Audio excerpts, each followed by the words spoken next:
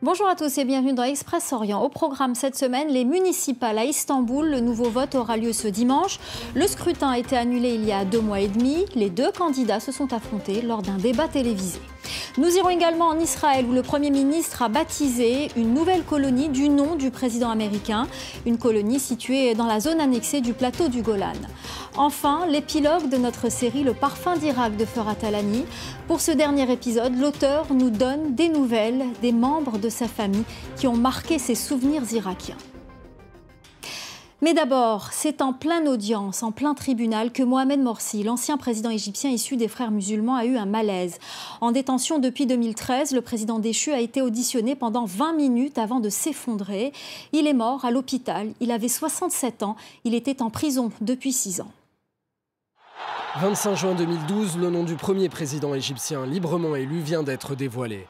Mohamed Morsi, le candidat du Parti islamiste de la liberté et de la justice, succède à Hosni Moubarak, tombé lors de la Révolution un an plus tôt. Dans son premier discours de victoire, il s'oppose en rassembleur. Aujourd'hui, je suis le président de tous les Égyptiens, sans exception, qu'ils soient ici ou à l'étranger. Très vite pourtant, la politique très conservatrice du président inquiète de nombreux Égyptiens. Certains l'accusent notamment de s'accaparer de nombreux pouvoirs, d'être la marionnette du mouvement des Frères musulmans, tout en ne parvenant pas à redresser l'économie du pays ni à restaurer la sécurité. Le mandat de ce fils d'agriculteur originaire de la région du Caire est donc bref.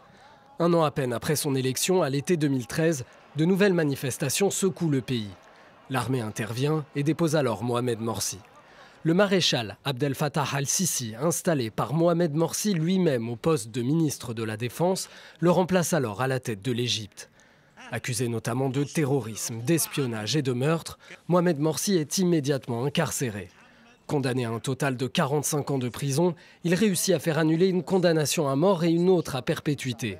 C'est finalement dans une salle d'audience où il comparaissait que Mohamed Morsi s'est effondré. Il avait 67 ans. Riyad et Téhéran se renvoient la balle et s'accusent mutuellement d'être à l'origine des tensions dans le golfe Persique.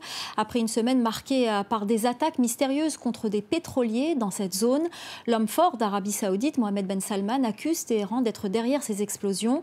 Les États-Unis ont de leur côté une nouvelle fois renforcé leur dispositif militaire au Moyen-Orient après l'annonce de l'Iran. Le pays va bientôt franchir une limite prévue par l'accord sur son programme nucléaire. Le compte à rebours a commencé à Istanbul. À quelques jours du nouveau scrutin municipal, les deux candidats se sont affrontés à la télévision.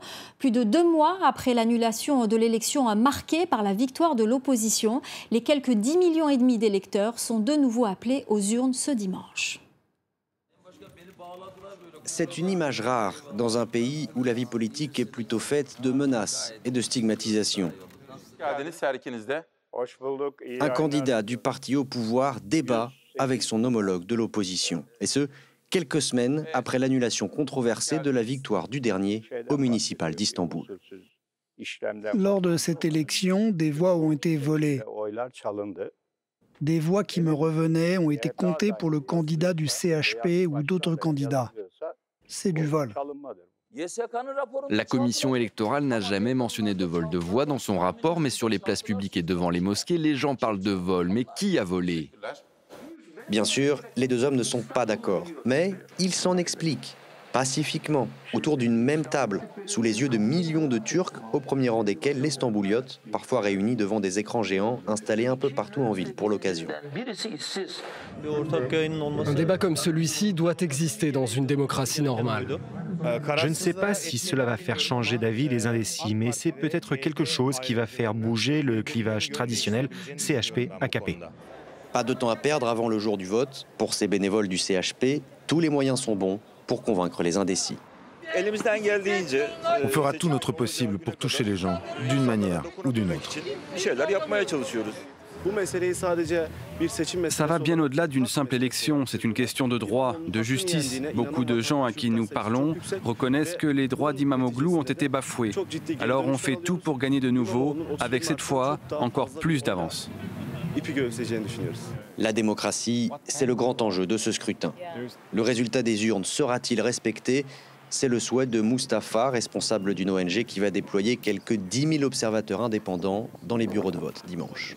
Le système électoral est en bonne santé tant qu'il n'y a pas de pression sur les institutions. En fin de compte, la démocratie est un idéal que les gens doivent revendiquer, pour lequel ils doivent travailler. Et s'ils ne le font pas, alors la démocratie peut s'abîmer. Et c'est vrai partout dans le monde. Dans les rues d'Istanbul, le président de la République a disparu des affiches électorales. Binali Yildirim et ses propositions, soudainement devenues plus concrètes, prennent désormais toute la place.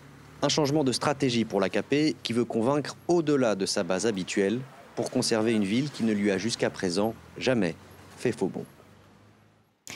Le remerciement de Benyamin Netanyahou à Donald Trump. Pour lui faire part de sa gratitude pour son soutien, le Premier ministre israélien a donné le nom de Trump à une nouvelle colonie juive implantée sur une zone du plateau du Golan annexée par Israël. Le président américain avait reconnu en mars dernier la souveraineté d'Israël sur la partie du Golan prise à la Syrie pendant la guerre des 6 jours en 1967. Valériane Gauthier. Drapeaux israéliens et américains flottent côte à côte sur le plateau du Golan. Donald Trump a officiellement reconnu le 25 mars que cette région appartient à Israël. Pour le remercier, Benyamin Netanyahou a nommé une colonie Ramat Trump, la colline Trump en hébreu. Elle porte fièrement le nom d'un grand ami d'Israël et je suis fier de dire que c'est également l'un de mes grands amis, le président des États-Unis, Donald Trump. Grâce à notre présence dans ces collines, grâce à notre pouvoir et notre force de dissuasion, nous contrôlons le plateau du Golan. Nous le contrôlons d'une main ferme. Le plateau du Golan a été pris par Israël à la Syrie en 1967, au lendemain de la guerre des 6 jours. En une semaine, Israël avait infligé une cinglante défaite à ses voisins arabes. Le jeune État hébreu conquiert à l'époque Jérusalem-Est, la bande de Gaza, une partie du Sinaï et de la Cisjordanie. Le plateau du Golan représente un territoire stratégique du point de vue militaire car il culmine à 2000 mètres d'altitude. Il est également riche en eau douce, une ressource rare et convoitée dans la région. En 1981, la Knesset vote l'annexion du plateau du Golan, une décision unilatérale considérée comme nulle et non avenue par la résolution 497 des Nations Unies et jamais reconnue par la communauté internationale. Les décennies qui suivent sont relativement calmes sur le plateau, mais le conflit syrien a provoqué un regain des tensions dans la zone, notamment avec l'arrivée des milices iraniennes et du Hezbollah libanais en soutien au régime de Bachar al-Assad. Une menace pour Israël qui ne cesse de dénoncer cette présence avec l'appui de son allié américain. Le point final de notre série, Le parfum d'Irak de Ferhat Alani. Le 20e épisode nous donne des nouvelles de tous les personnages qui ont marqué les souvenirs irakiens de l'auteur. Les membres de sa famille, pour la plupart exilés, loin de ce pays, qui peinent toujours à se relever de toutes ces guerres. Depuis que l'armée américaine est partie, l'Irak a encore sombré. Les milices, l'État islamique, des milliers de morts et de déplacés. Certains membres de ma famille sont restés dans le pays, souvent parce qu'ils n'avaient pas le choix. Mon oncle Ayad, celui qui avait illuminé ma première nuit à Falloujah, n'a pas déménagé. Comme beaucoup d'Irakiens, la guerre l'a rendu plus dur. Il est devenu colérique, asocial. Il a même coupé les ponts avec une grande partie de son entourage. Je n'ai plus de nouvelles. Mon cousin aux yeux verts, Ziad, est resté à Bagdad. Il est agent de sécurité dans une raffinerie et risque sa vie tous les jours. Les raffineries sont souvent les cibles d'attentats. D'autres membres de ma famille ont fui, comme 4 millions d'Irakiens. S'ils ont pu partir, c'est qu'ils en ont trouvé les moyens.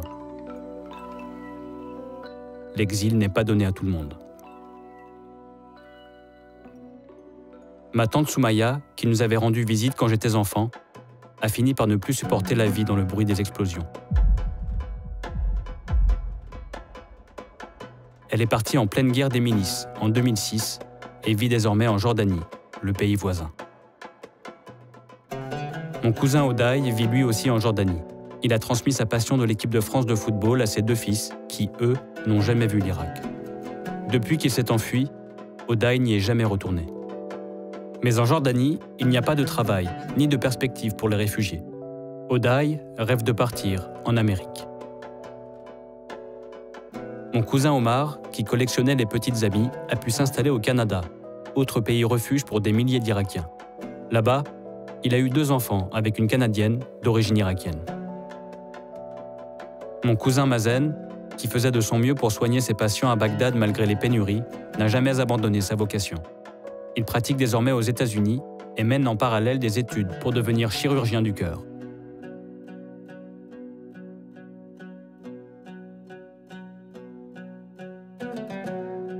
Mes parents vivent à Nanterre, en banlieue parisienne.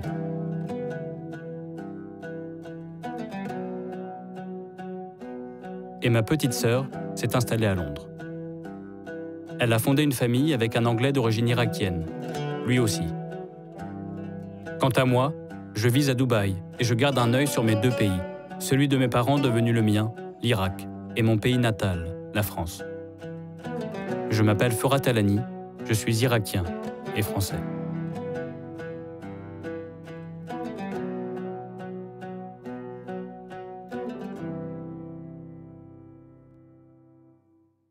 Voilà, c'est la fin d'Express Orient. L'information continue sur France 24.